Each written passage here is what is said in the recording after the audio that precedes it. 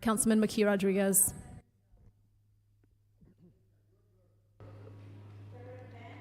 Thank you all. If I can speak, please. So one, thank you all so much for being here. I know that the vote that we just took was disappointing for many of us, and I do want to convey gratitude to everyone who's put forth some solution, some sort of idea, and tried to find a path forward for this item. I'll convey a few things. One, I guess a few points of contention. One is sometimes, I know this one started at a B session, and then it went to committee, and it came back straight to an A session, and I know that the committee members got to weigh in, and they took votes on amendments and did all this. I do not sit on the Planning and Community Development Committee, and so I didn't have the opportunity to weigh in, and so I would request that in the future, as committees work through ordinances and things like this that are pretty heavy in nature, I would ask that we send them to B session so that the full body can weigh in.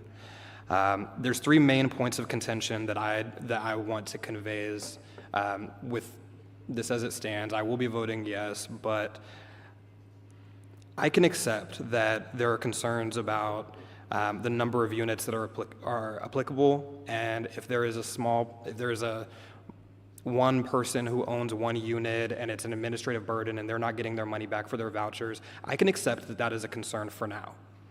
But I won't accept that in the coming months, years. We need to be advocating for change to that, and we need to make sure that at some point this is an ordinance that applies to every single unit. I'm not going to accept compromise forever. Second to that is consequences. At this point, when you're talking about so few number of impacted people who are going and seeking housing, if you get one warning, that should be you're doing something wrong at that point. You do not need a training after that and then a fine on the third time. At that point, you are making a calculated and intentional step to discriminate against people. And so the 3 steps is way too far in my opinion. I would recommend that we move that to maybe a warning and then the fine immediately after that. I understand that that is not the will of this body.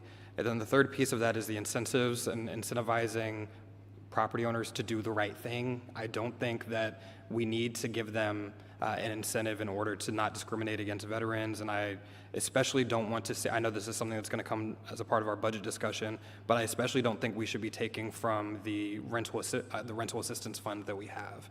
And so if we do have to create an incentive, I would really hope that we look elsewhere, because we already know that when my colleagues are talking about core services and important services, where does a sentence for housing fall on that list? And I'm going to be concerned that that's going to be one of the funds that's cut, and then it gets cut even further to make do for maybe an equally valiant and noble effort, but will have harmful consequences on the number of people who are going to be able to receive the broader services. And so there's, of course, today was a rough day, y'all, and I know y'all have been here for 6 and some change hours, and those of you who are at the press conference even longer. Again, I do want to convey my gratitude for your service, for your commitment and ongoing advocacy, and you're willing to demand and ask of your government to do more for you and to think of you and to show up at the table.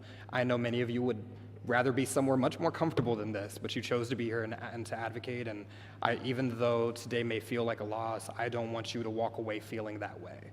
And this is not forever either. So again, thank you all, and thank you, Mayor.